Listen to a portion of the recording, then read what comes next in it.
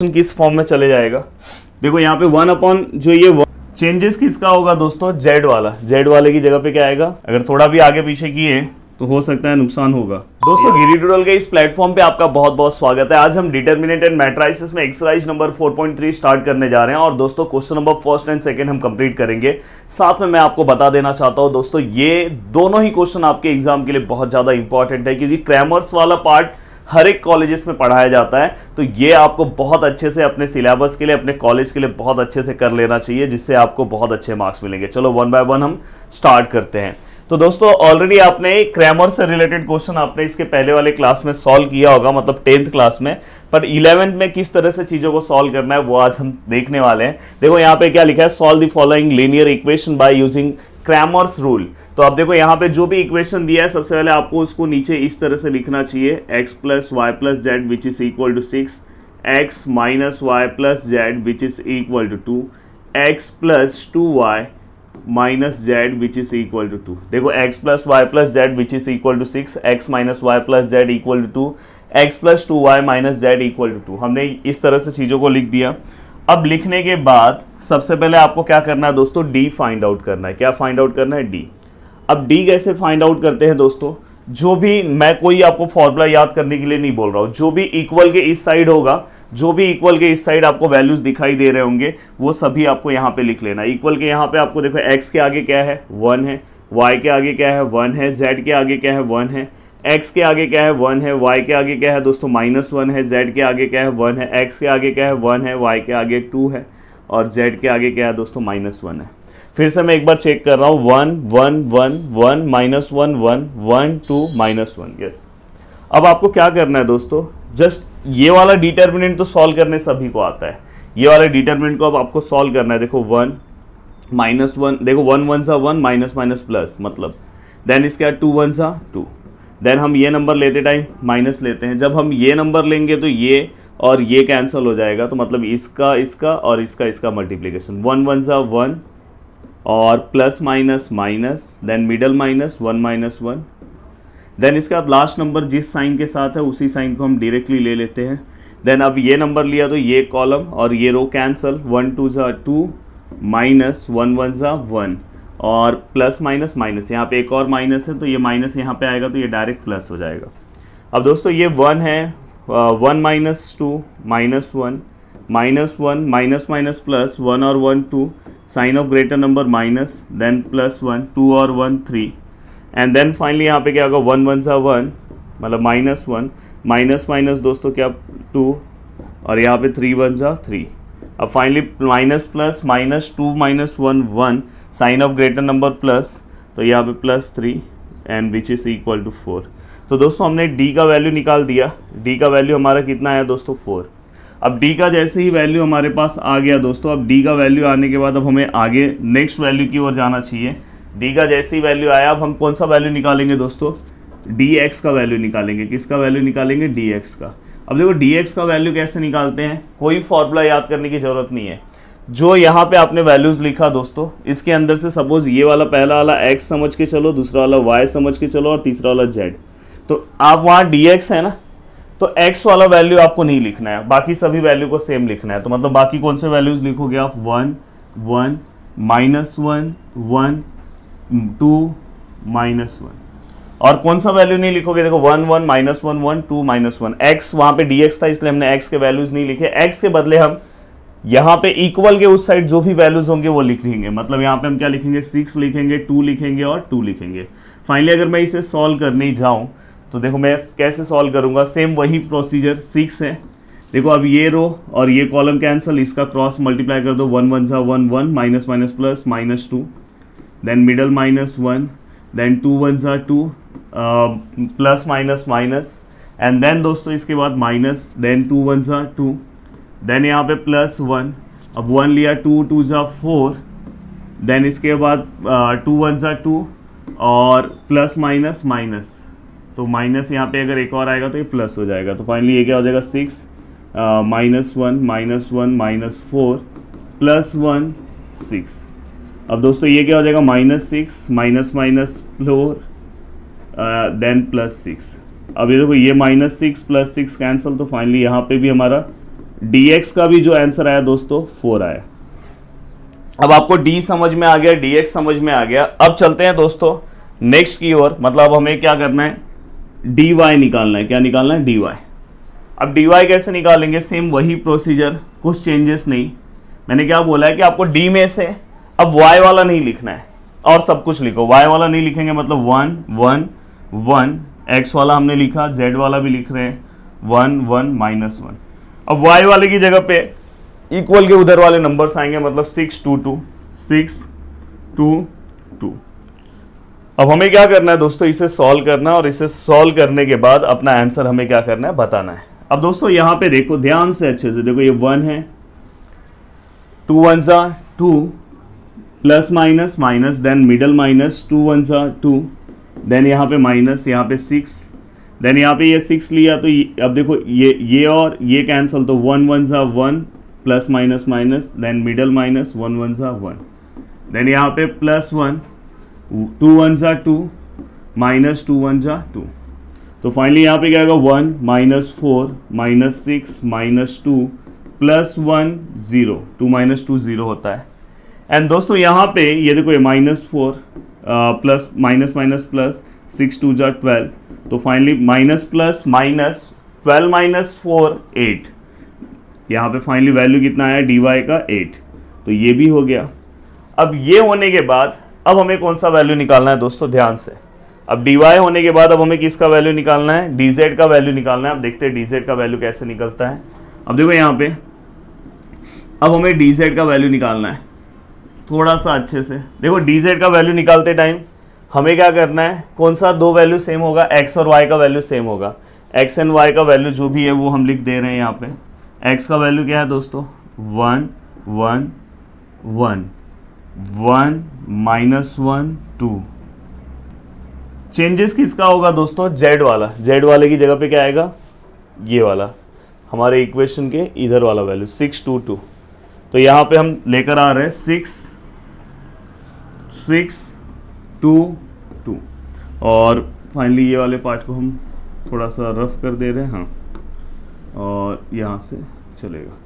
अब देखो यहाँ पे 1, अब ये 1 लेंगे तो इसका क्रॉस मल्टीप्लाई -2 -4, मिडल -1, 1 2 ज़ा 2, माइनस यहाँ पे 1 2 ज़ा 2, देन यहाँ पे प्लस 6, 2 1 ज़ा 2, माइनस 1 1 ज़ा 1, और प्लस माइनस माइनस, तो यहाँ पे माइनस एक और आया तो प्लस हो गया। तो फाइनली ये 1 -6 -1 0 प्लस 6 और यहाँ पे 3। तो फाइनली दोस्तों यहाँ पे ये -6 हो जाएगा। देखो 6 1 जा 6 एंड प्लस माइनस माइनस, ये दोस्तों 0 हो जाएगा, और यहाँ पे 6 3 जा 18। तो फाइनली -6 प्लस 18 अगर हम सॉल्व करते हैं तो प्लस माइनस माइनस 18 -6 अगर हम करेंगे तो दोस्तों 12 आएगा। Then value of dz which is equal to 12। अब यहाँ पे सभी वैल्यूज हमने निकाल लिए। अब निकालने के बाद बाय क्रैमर्स रूल, अब बाय क्रैमर्स रूल हम अप्लाई कर रहे हैं। देखो मुझे x का वैल्यू निकालना है तो मैं क्या करूंगा, dx/d। ये ऑलरेडी हमने 10th क्लास में किया है, सभी को पता है। अब dx का वैल्यू कितना है दोस्तों, वो हमें चेक करना होगा। dx का वैल्यू कितना है, 4 है, एंड d का वैल्यू भी 4 है। तो value of dx is 4, the value of d is 4, then finally 1, मतलब x इक्वल टू हमें वैल्यू कितना मिला, 1। देन दोस्तों सेम y का हम कैसे निकालेंगे, यहाँ पे क्या लिखेंगे, dy upon d, the value of dy is 8 and the value of 4, then answer is 2, then y which is equal to 2, and then z which is equal to, यहाँ पे क्या आएगा, dz अपॉन d। dz का value कितना है दोस्तों, 12 है, and d का वैल्यू कितना है दोस्तों, 4 है। तो फाइनली आंसर कितना आएगा, 3, then z which is equal to 3। तो दोस्तों फाइनली हमने पूरे इक्वेशन को सॉल्व किया और हमारा x y और z का जो वैल्यू आया वो क्या है दोस्तों, 1 2 3। अगर आपने ये एक क्वेश्चन अच्छे से सॉल्व कर लिया तो इस टाइप के आपको बाकी क्वेश्चन सॉल्व करने की जरूरत नहीं है, पर बाकी के क्वेश्चन में क्या क्या जरूरत है वो भी मैं आपको बता दूंगा, मैं तो सॉल्व करके दूंगा। तो अब देखो सेकंड जो क्वेश्चन है, अगर आपने फर्स्ट प्रोसीजर पूरा समझ लिया तो सेकंड क्वेश्चन क्या है दोस्तों। सबसे पहले इस क्वेश्चन को मैं सिस्टमैटिक लिख रहा हूँ, x + y - 2z which is equal to -10, then 2x + y - 3z which is equal to -19, then 4x plus 6y plus z which is equal to 2। देखो x plus y minus 2z minus 10, 2x plus y minus 3z minus 19, 4x plus 6y plus z equal to 2। हमें क्या करना है, सबसे पहले d निकालना है। d का वैल्यू आप सभी को पता है। देन इसके बाद हमें क्या निकालना है दोस्तों, dx निकालना है, सभी को पता है। देन dy निकालना है, कैसे निकालना है पता है, पीछे की प्रोसीजर की तरह। एंड देन dz निकालना है। एंड फाइनली हमें क्या करना है, by Cramer's rule dx upon D equal to x हो जाएगा, dy upon D equal to y हो जाएगा, and dz upon D equal to z हो जाएगा। एंड देन फाइनली हमें आंसर मिल जाएगा। तो कुछ भी यहाँ पे अलग आपको करने की जरूरत नहीं है, सब कुछ यहाँ पे आपको क्वेश्चन में दिया हुआ है।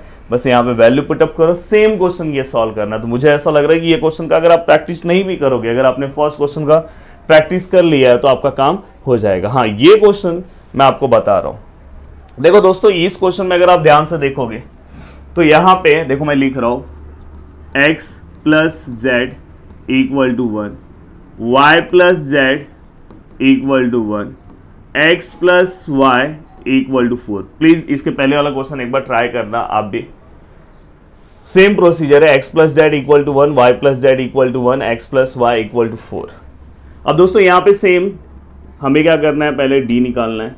अब बहुत सारे लोग बोलेंगे सर यहाँ पे तो 2 ही वेरिएबल है।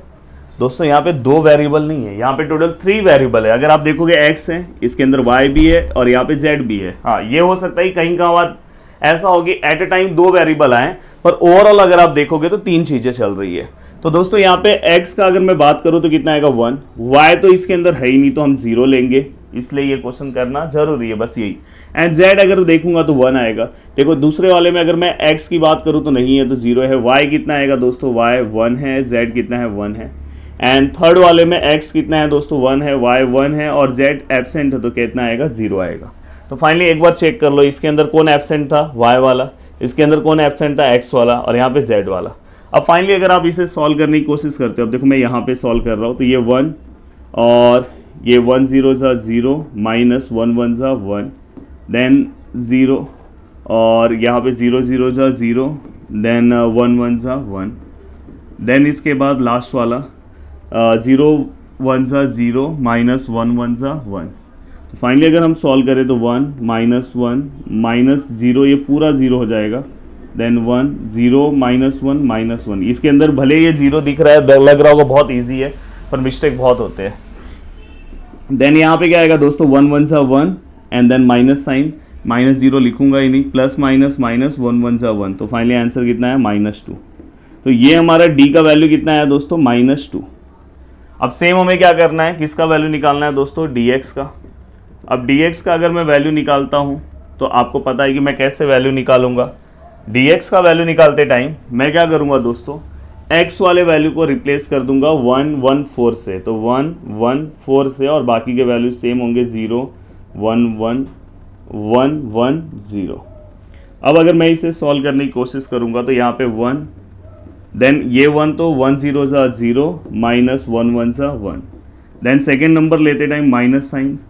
अब देखो यहाँ पे 1 0 सा 0 माइनस 4 1 सा 4 देन इसके बाद लास्ट नंबर 1 1 1 सा 1 माइनस 4 1 सा 4।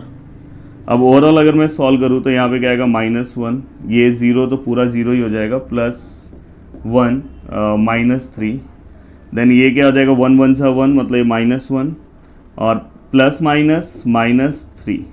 तो फाइनली यहाँ पे अगर मैं आंसर की बात करूँ तो यहाँ पे आंसर हमारा कितना है -4। तो हमारे dx का वैल्यू भी कितना आ गया दोस्तों, यहाँ पे आप लिख दो dx which is equal to -4। अब dx भी हमें मिल गया। अब dx मिलने के बाद आपको क्या करना है, अब dy निकालना है। क्या निकालना है दोस्तों, dy।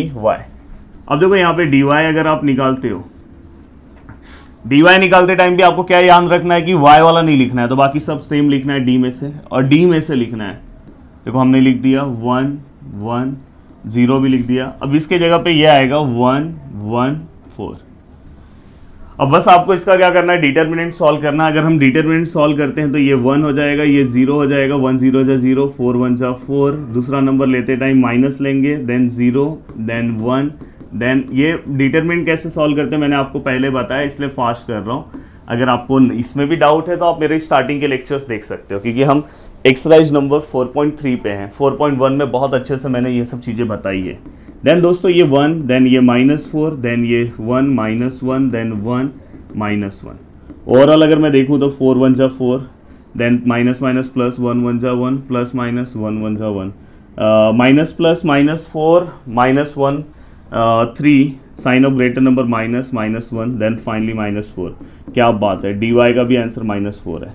अब देखो थोड़ा बहुत ना कैसे समझना कि आपका आंसर राइट है। देखो -2 है, -4 हाँ 2 से डिवाइड होगा, तो समझ जाने कि हाँ लगभग सही है डिटरमिनेंट। और कुछ अलग वैल्यूज आ जाता है तो हो सकता है थोड़ा बहुत एक बार फिर से आंसर को चेक कर लो कि कहीं ना कहीं मैंने साइन का कोई मिस्टेक तो नहीं किया है। अब फाइनली ये होने के बाद दोस्तों आपको क्या करना चाहिए, अब ये होने के बाद आपको निकालना है dz। देखो क्वेश्चन का मार्क्स भी उतना ही आएगा, 4 मार्क्स के लिए क्वेश्चन आएगा, तो टेंशन मत लेना।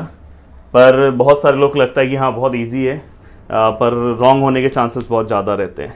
अब दोस्तों यहाँ पे देखो डी के जो भी वैल्यूज़ हैं वो सेम टू सेम मैं कॉपी कर रहा हूँ, 1 0 1 0 1 1, एंड लास्ट वाला z वाला वैल्यू चेंज हो जाएगा, z की जगह पे क्या आएगा 1 1 4।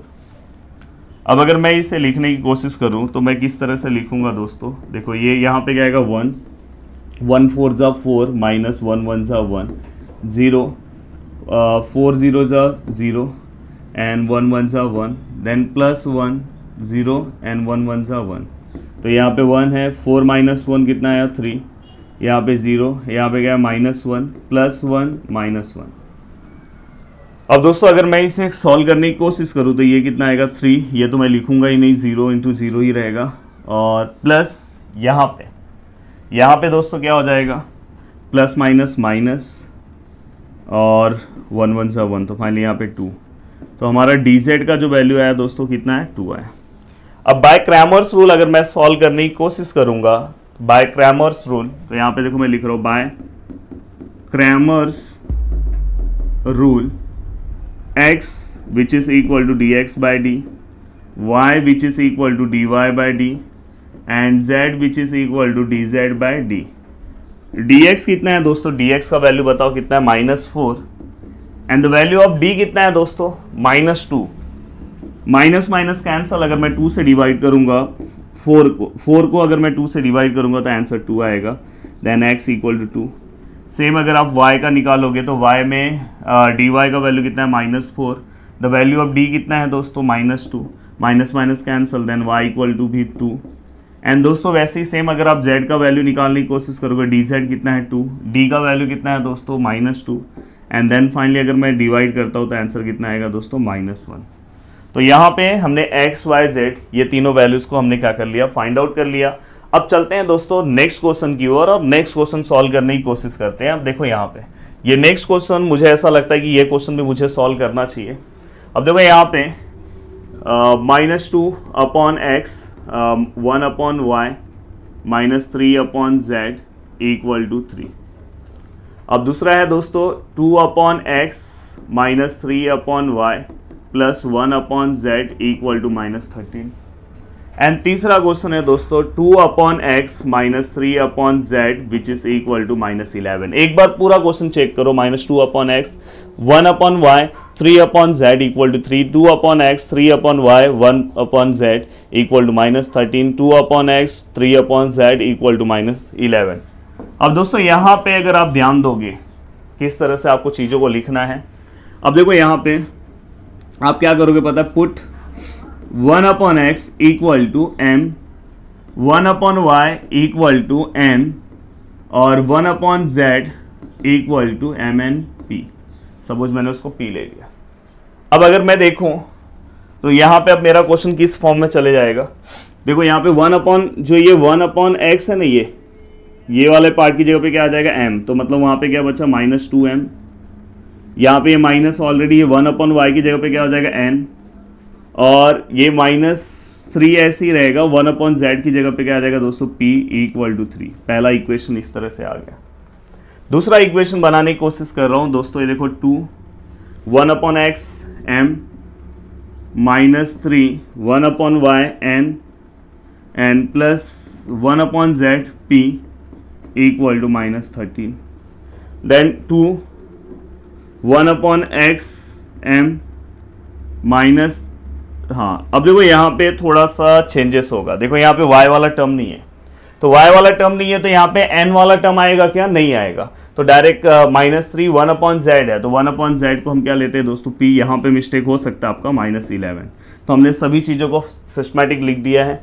एक बार आप चेक कर लो साइन वाइज के हमने सब सही लिखा है कि नहीं लिखा है। अब देखो ये पूरा का पूरा क्वेश्चन पीछे की तरह हो गया कि आपको जैसे आपने पीछे क्वेश्चन सॉल्व किया था वैसे सेम आपको पूरा का पूरा क्वेश्चन सॉल्व करना है। देखो मैं कैसे सॉल्व कर रहा हूँ। सबसे पहले मैं क्या करूँगा? d का वैल्यू निकालूंगा। d का वैल्यू वैसे ही सेम, यहाँ पे क्या आएगा? -2 -1 -3। देखो m के आगे -2 है, इसके आगे -1 है, यहाँ पे -3 है। 2 -3 1 2 -3। हाँ अब देखो यहाँ पे मिस्टेक हो सकता है। देखो यहाँ पे m का वैल्यू पता है, n का नहीं पता है, तो n की जगह पे क्या आ जाएगा दोस्तों? n की जगह पे 0 आ जाएगा, तो यहाँ पे क्या आएगा? 0। एंड देन इसके बाद p की जगह पे क्या आएगा दोस्तों? -3। अब अगर मैं इसे सॉल्व करने की कोशिश करूँ तो दोस्तों यहाँ पे क्या हो जाएगा? ये देखो -2।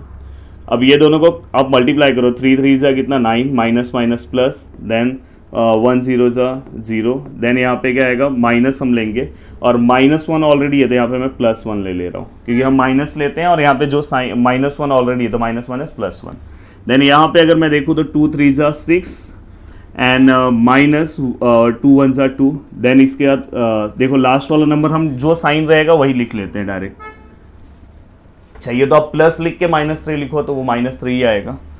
अब देखो यहाँ पे 2 0 जा 0 -2 3 जा 6 -6 आएगा, तो माइनस कि प्लस माइनस -6, तो यहाँ पे मैं प्लस कर ले रहा हूँ। तो फाइनली ये कितना हो जाएगा? -2। यहाँ पे क्या हो जाएगा? 9 + 1 -8 -3 + 6।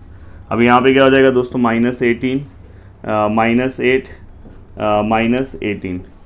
अब यहाँ पे अगर हम इसे सॉल्व करने की कोशिश करें तो माइनस माइनस दोस्तों प्लस, और अगर मैं 18 को अगर मैं 8 से प्लस करता हूँ तो दोस्तों -26 -18।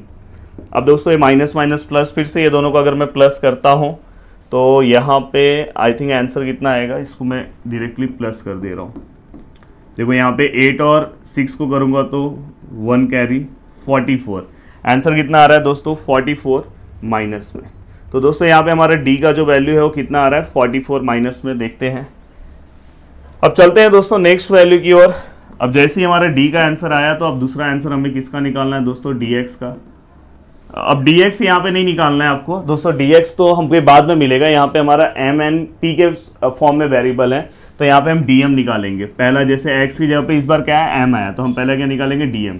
अब dm के लिए हम वैल्यूज़ क्या लेंगे? सेम, बस x वाले वैल्यूज़ की जगह पे ये वैल्यू आएगा 3 -13 -11। अब दोस्तों यहाँ पे बाकी के सभी वैल्यू सेम होंगे, -1 -3 0 -3 1 -3। तो हमने सभी वैल्यूज़ को अच्छे से लिख दिया है। बस अब हमें क्या करना है? अपना कैलकुलेशन बहुत प्रॉपर करना है। कैलकुलेशन अगर हमने प्रॉपर किया तो हमारा सम सॉल्व हो जाएगा। अब देखो यहाँ पे ये 3 है, 3 3 जा 9, माइनस माइनस प्लस होता है, और -0 1 जा 0। देन यहाँ पे मिडल माइनस। अब देखो यहाँ पे क्या है? -1 है, तो अब यहाँ पे चाहिए तो आप डायरेक्ट +1 लिख दो उसकी तरह, पिछले बार की तरह यहाँ पे +1। देन यहाँ पे 13 को अगर मैं 3 से मल्टीप्लाई करूँगा तो 39, minus minus plus, middle minus, 11 1 जा 11, माइनस प्लस माइनस, तो माइनस आएगा तो यहाँ पे डायरेक्टली प्लस ले लो। देन इसके बाद -3, मैंने बोला लास्ट वाला नंबर अगर माइनस साइन में दिया है तो माइनस साइन में डायरेक्ट लिख दो, या तो प्लस में लिखा है तो प्लस में डायरेक्ट लिख दो, उसमें कोई साइन चेंज नहीं करना है। अब यहाँ पे ये दोनों का मल्टीप्लिकेशन करोगे तो 0 हो जाएगा। देन 11 3 जा 33 और माइनस माइनस प्लस, तो फाइनली यहाँ पे क्या आएगा? 3, यहाँ पे क्या आएगा? 9, यहाँ पे क्या आएगा? 1, ये कितना आएगा दोस्तों? 50, यहाँ पे क्या आएगा दोस्तों? -3 -33, 9 3 जा 27, ये दोस्तों कितना है? 50 है, और ये 99 प्लस आएगा दोस्तों, माइनस माइनस प्लस। अब यहाँ पे एक कैलकुलेशन करना बहुत इंपॉर्टेंट है, 99 50 एंड 27। अगर मैं इसे प्लस करूँ, 9 और 7 को अगर मैं प्लस करूँ तो 16 1 कैरी 2, और देखो ये 10 हो गया, और अगर मैं 10 और 5 15 17 176। अब 176 थोड़ा बहुत मुझे देखना होगा कि 44 के टेबल में आता है क्या। 176 आता है, तो यहाँ पे 176 आया डीएम का आंसर। तो कभी भी थोड़ा बहुत चेक कर लिया करो कि हमारा ये जो 44 है उसके टेबल में है क्या। तो 44 आई थिंक मुझे लग रहा है कि 44 4 जा 176 होता है। एक बार हम चेक कर ले रहे हैं, अदरवाइज मुझे मेरा कैलकुलेशन एक बार चेक करना चाहिए। 4 4 जा 16, 1 कैरी, 4 4 जा 16 और 117। हाँ, तो अगर ये 176 आया तो ऐसा लग रहा है कि हाँ डिवाइड हो रहा है, मतलब सही हो सकता है थोड़ा बहुत। अब लास्ट में ही पता चलेगा। अब दोस्तों डीएम के बाद दूसरा वेरिएबल क्या है, एन है। अब डीएन निकालते हैं। डीएन जब आप निकालने जाओगे सेम वही प्रोसीजर, आपको क्या करना है दोस्तों, जहां पे एन के वैल्यूज हैं वो चेंज हो जाएंगे। तो -2, 2 और 2, -2 2 2 सेम हो जाएगा। एंड यहां से -3 -3 1 और -3 सेम होंगे। बीच के वैल्यूज चेंज हो जाएंगे क्योंकि डी एन है ना। एन के प्लेस पे कौन सा वैल्यूज आ जाएगा दोस्तों, ये वाले वैल्यूज आ जाएंगे। तो एन की जगह पे आप क्या लोगे, 3 -13 एंड -11, मतलब ये वाले वैल्यूज 3 -13 -11।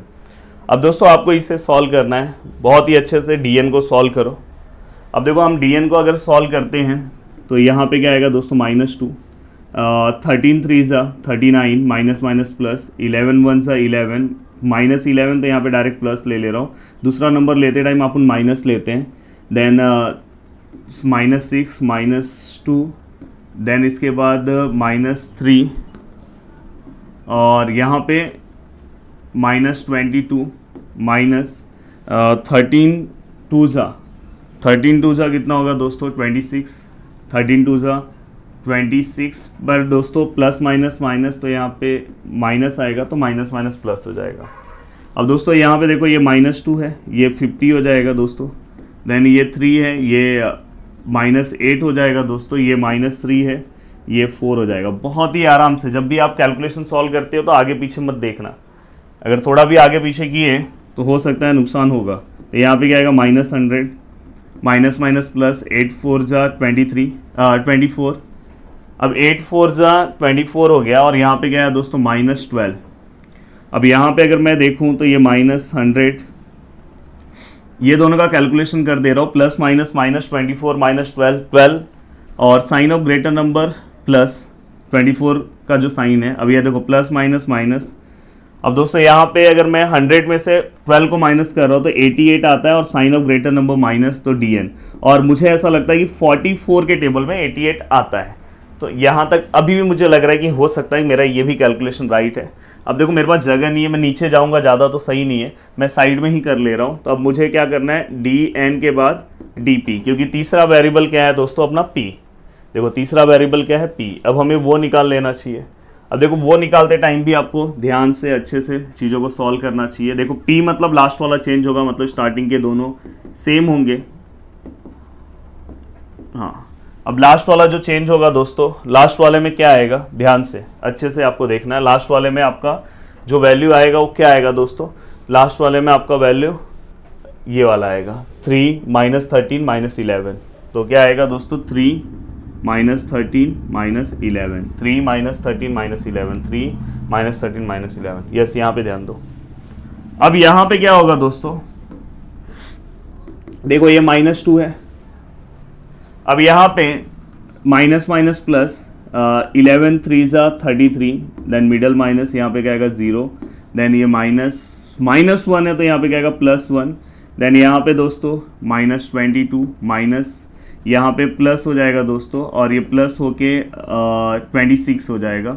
देन यहाँ पे +3, 2 0 ज़ा 0, देन -3 2 ज़ा 6, माइनस माइनस प्लस। देन इसके बाद दोस्तों यहाँ पे क्या हो जाएगा, -2, ये 33, ये +1, ये 4, ये 3 और ये 6। अब देखते हैं, बस ये लास्ट है, अगर ये सही हो जाए तो थोड़ा बहुत हमारा कैलकुलेशन लगेगा सही है। तो ये देखो यहाँ -66, देन यहाँ पे +4 और यहाँ पे 18। अब ये -66 है और ये 22 है, तो माइनस प्लस माइनस होगा और अगर मैं 66 में से 22 माइनस कर रहा हूँ तो आई थिंक 44 आंसर आता है माइनस में। तो यहाँ पे हमारा डीपी का भी आंसर आ चुका है। अब ये व्हाट्सअप डीपी नहीं है भाई। अब यहाँ पे हमें क्या करना है, बाय क्रैमर्स रूल अप्लाई करना है। देखो बाय क्रैमर्स रूल, अब मैं बाय क्रैमर्स रूल के अकॉर्डिंग अगर जाऊंगा तो पहले मुझे m का आंसर निकालना, तो m क्या आएगा dm अपॉन डी, फिर n आएगा तो n का क्या आएगा दोस्तों dn अपॉन डी, और बाद में p आएगा तो p का क्या आएगा दोस्तों dp अपॉन डी। अब देखो यहाँ पे dm का वैल्यू कितना है दोस्तों, dm कितना है, dm कर रहे हो 176, तो dm का वैल्यू कितना है 176, और ये तो -44 है, एक बार चेक कर ले रहे हैं, हाँ -44 है। अब दोस्तों यहाँ पे हमारे पास dm का वैल्यू मिल गया। अब यहाँ पे नेक्स्ट सॉल्व उसको एक ही साथ करते हैं। n इक्वल टू dn का वैल्यू कितना है -88 divide by -44, and p equal to क्या आएगा दोस्तों, dp का वैल्यू कितना है -44 डिवाइड बाय -44।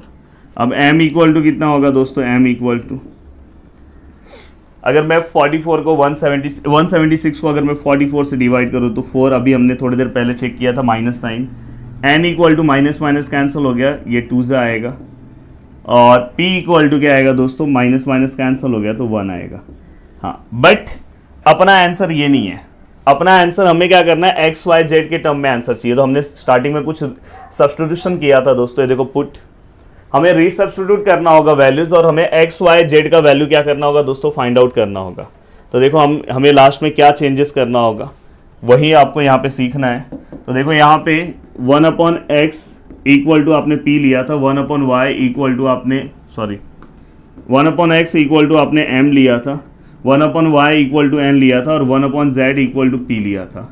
तो जस्ट 1/x यहाँ पे m का वैल्यू रखो, m का वैल्यू क्या है दोस्तों -4, देन यहाँ पे ये देखो x यहाँ पे जाएगा और ये नीचे आ जाएगा, -4 नीचे आ जाएगा, और हम माइनस नीचे नहीं रखते तो हम x इक्वल टू क्या है -1/4। सेम ऐसे ही y का करोगे, देखो 1/y, n का वैल्यू कितना है 2, तो 1/2 और y यहाँ आ जाएगा।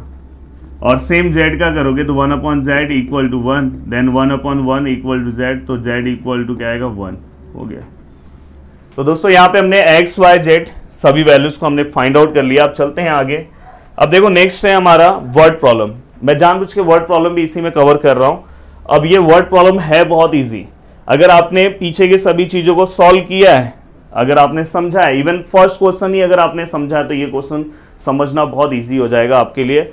बस यहाँ पे देखो द सम ऑफ 3 नंबर। अब देखो यहाँ पे लास्ट में क्या लिखा, फाइंड द 3 नंबर्स। तो हम लोग स्टार्टिंग में क्या करेंगे, let 3 numbers be x y z. मैं 3 नंबर्स को एक्स वाई जेड ले रहा हूं। अब यहाँ पे क्या बोला है, सम ऑफ 3 नंबर्स इज 15। सम मतलब प्लस होता है दोस्तों, तो मतलब तीनों का प्लस कितना हो रहा है 15। पहला इक्वेशन रेडी हो गया। If the second number is subtracted from, मतलब सेकेंड नंबर को क्या किया जा रहा है, सब्ट्रैक्ट किया जा रहा है। फ्रॉम आएगा मतलब उसको आगे लिखना है। Sum of the first and third number, sum of the first and third number, मतलब फर्स्ट और थर्ड का सम मतलब प्लस, इसमें से इसको सब्ट्रैक्ट किया जा रहा है। और देन वी गेट 5। हमें क्या मिल रहा है दोस्तों, 5 मिल रहा है। तो ओवरऑल तो इसको आपको तुरंत रीअरेंज करना चाहिए। पहले आप x लिखोगे, फिर -y लिखोगे, फिर z लिखोगे और इक्वल टू 5। तो ये आपने रीअरेंज कर दिया। पहला वाला तो ऑलरेडी रीअरेंज फॉर्म में है तो उसका तो कोई दिक्कत नहीं है, तो ये भी रीअरेंज फॉर्म में है। अब दोस्तों लास्ट वाला देखो क्या लिखा है, when the third number is subtract, मतलब थर्ड नंबर मतलब z सब्ट्रैक्ट हो रहा है from sum of twice the first number and second number. Sum of मतलब plus, twice the first number मतलब फर्स्ट नंबर का ट्वाइस, एंड सम मतलब किसके नंबर के साथ करना है, सेकेंड नंबर से। Then we get 4। तो हमें आंसर कितना मिल रहा है 4।